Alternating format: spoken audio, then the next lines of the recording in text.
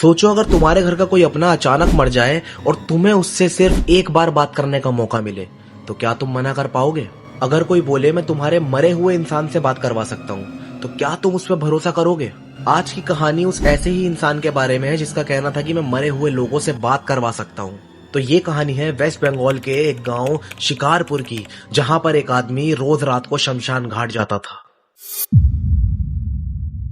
ये कहानी है माधव की, जो 45 साल का व्यक्ति था और ना ही उसके कोई बीवी ना बच्चे, उसकी कोई भी फैमिली नहीं थी, अकेला रहता था वो। और उसका जो घर था वो गांव से थोड़ा अलग था, जैसे गांव के किनारे एक अकेला सा घर। और लोग ये भी कहते थे ये आदमी ना रात के वक्त जिंदा लोगों के बीच नहीं रहता था, ये सिर्फ मुर्दों के साथ बैठता था। और लोगों ने ये भी देखा है कि वो रात के वक्त ना अपने हाथ में एक लोहे का दिया लेके, एक उसके पास ना एक कपड़ा होता था काले कलर का, और कुछ ऐसी चीजें लेके जाता था जो लगती थी कि हड्डियां हैं, कुछ हड्डियों जैसा वो लेके जाता था। और लोगों ने देखा है कि शमशान घाट के अंदर वो बैठ के ना एक गोल घेरा बना के बैठता था वो, और वहां पर ना कुछ पढ़ता था, बैठ के कुछ मंत्र पढ़ता था वो। और लोगों ने ये तक नोटिस किया है कि जिस टाइम पे वो मंत्र पढ़ रहा होता था ना, तो लोगों ने देखा है कि वहां पे ना कभी ऐसा होता था कि बहुत जोर जोर से पेड़ हिलने लगते थे, हवाएं चलने लगती थी, लेकिन उस टाइम पे बिल्कुल भी हवा नहीं होती थी मौसम में, लेकिन फिर भी वहां के पेड़ हिलते थे। और माधव का कहना यह था कि जो लोग इस दुनिया में मर चुके हैं ना, वो मरे नहीं है, बस उनकी प्लेस चेंज हो चुकी है, उनकी जगह चेंज हो चुकी है, वो आज भी यहीं कहीं है। और एक वक्त ना ऐसा आ चुका था कि माधव पे ना लोग बिलीव करने लग गए थे, क्योंकि कुछ चीजें ना उसने लोगों को ऐसे करके दिखाई कि लोगों के होश उड़ गए और लोग ना उस पर बिलीव करने लगे। तो मैं आगे बताता हूँ गाइस, अगर आप ये वीडियो पूरी देख रहे हो ना, आपको मजा आने वाला है। पर उससे पहले मेरे चैनल को ना सब्सक्राइब कर लो, और वीडियो अच्छी लगे तो लाइक कर देना। तो होता क्या है, माधव के पास ना ऐसे लोग आने लगे जिनके लोग मर चुके हैं, लेकिन उनकी आखिरी ख्वाहिश वो जानना चाहते हो, या कुछ ऐसी बात जानना चाहते हो जो वो कहना चाहते थे पर मरते टाइम कह नहीं पाए। तो इसी तरीके से एक माँ आती है उसके पास, उसके बेटे की मृत्यु हो चुकी होती है क्योंकि उसके बेटे ने सुसाइड किया होता है। तो वो उनसे पूछती है कि मेरा बेटा मर चुका है, क्या तुम उससे पूछ सकते हो कि उसने सुसाइड क्यों करी? और माधव के पास एक ऐसी औरत आई जिसने पूछा कि मेरे पति मर चुके हैं, लेकिन वो आखिरी वक्त पर मुझसे कुछ कहना चाहते थे, लेकिन वो कह नहीं पाए। और माधव उनकी बात सुन के ना रात को शमशान घाट जाता था, और जब वो अगले दिन वापस आता था ना, तो उनके जवाब अपने साथ लेकर आता था। और कई बार ना उसने ऐसे भी जवाब दिए जो उनकी फैमिली से कनेक्टेड थे, जो लोग सुन के हैरान रह गए कि इसे इतनी डीपली हमारी फैमिली की बात कैसे पता। ये बात तो सिर्फ उनका पति या उनका बेटा या उनके घर में जो भी मर चुका है सिर्फ वही बता सकते हैं। लोग उससे इतना कनेक्ट करने लग गए। सोचो अगर तुम्हारे घर का कोई मर जाए और उसकी ही आखिरी बात कोई तुम्हें बता दे, तो क्या तुम उसे भगवान मान लोगे? नहीं ना। लेकिन गांव वालों ने उसे भगवान ही मान लिया था। तो बताया ये भी जाता है कि गांव के जो बुजुर्ग लोग थे ना, वो कभी माधव से मिलते थे ना, तो वो माधव को ना यूं बोलते थे कि माधव तुम रात को शमशान घाट जाते हो, कहीं ऐसा ना हो कि कुछ चीजें तुम्हारे साथ ऐसी हो जाए जिसकी वजह से तुम ट्रबल में आ जाओ। लेकिन माधव ने उस पर पता है क्या रिप्लाई दिया? माधव बोलता है कि अब वो मुझे छोड़ते ही नहीं। क्या मतलब था माधव का इससे कि अब वो मुझे छोड़ते ही नहीं? लेकिन कहते हैं ना कि कुछ चीजों में हम इतने ज्यादा इन्वॉल्व हो जाते हैं, इतना ज्यादा उन चीजों में घुस जाते हैं कि हम ये बिल्कुल भूल ही जाते हैं कि हमारे साथ भी कुछ गलत हो सकता है। शायद माधव भी ऐसी मान बैठा था, और उसे पता नहीं था कि उसकी जिंदगी में भी एक ऐसा दिन आने वाला है जिसके बाद से उसकी जिंदगी बिल्कुल बदलने वाली है। उसके बाद जो होता है ना, मैं यही प्रे करता हूँ कि वो मेरे आपके किसी के साथ ना हो। अगले दिन अमावस्या की रात थी, तो माधव ने बताया मैं अगले दिन ना और भी एक बहुत बड़ी क्रिया करने वाला हूँ, और वो गांव वालों की भलाई के लिए होगी। तो अमावस्या की रात को जब माधव क्रिया करने गया, तो गांव के लोगों का ये कहना है कि उन्होंने शमशान घाट में से आती हुई चीखों की आवाजें सुनी।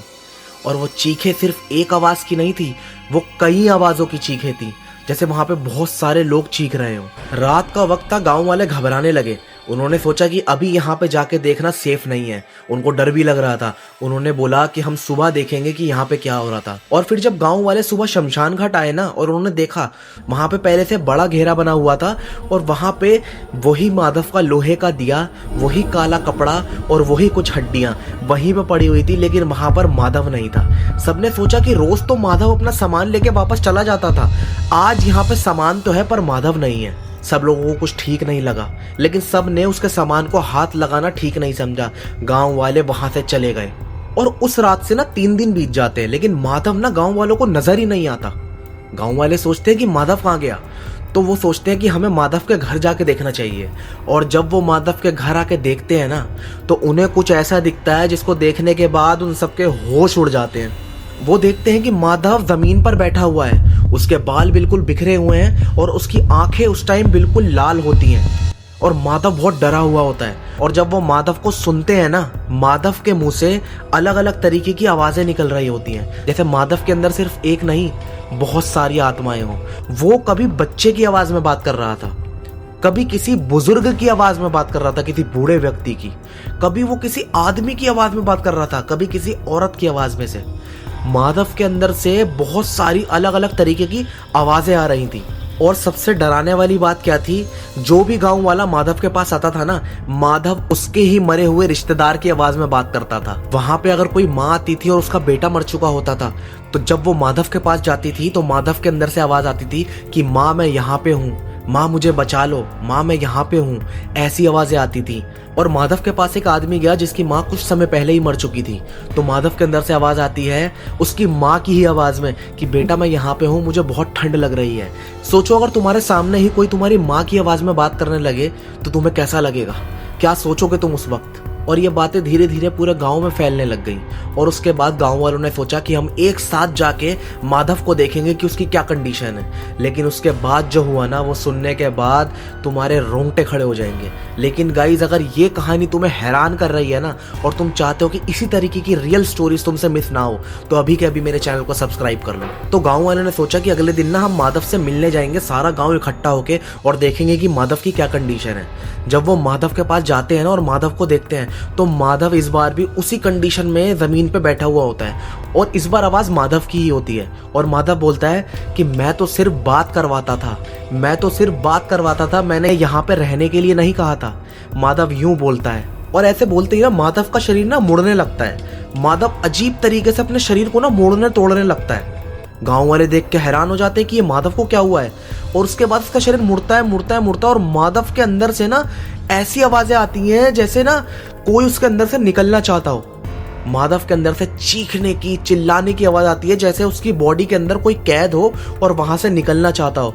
और इतने में ही माधव बहुत जोर जोर से चीखने लगता है और एक चीख फिर ऐसी होती है जो माधव की आखिरी चीख होती है और माधव उसी वक्त अपना दम तोड़ देता है और माधव की मौत हो जाती है। और आज उस गांव के लोगों का ये कहना है कि जब भी हम उस शमशान घाट के पास से गुजरते हैं ना, तो अब हमें वहां पे माधव की आवाज सुनाई देती है। शायद माधव जिन लोगों से बातें करता था, आज माधव भी उन लोगों के साथ ही है। और शायद मरे हुए लोग भी ना तभी ज्यादा खतरनाक होते हैं जब जिंदा लोग उनसे बात करना चाहते हैं। अगर आपके साथ भी कोई ऐसा रियल घोस्ट इंसिडेंट हुआ है तो मेरे साथ जरूर शेयर करें। मैंने कमेंट सेक्शन में मेल को पिन कर रखा है। और अगर आपको वीडियो अच्छी लगे तो लाइक करें, सब्सक्राइब करें और कमेंट में बताएं आपको वीडियो कैसी लगी।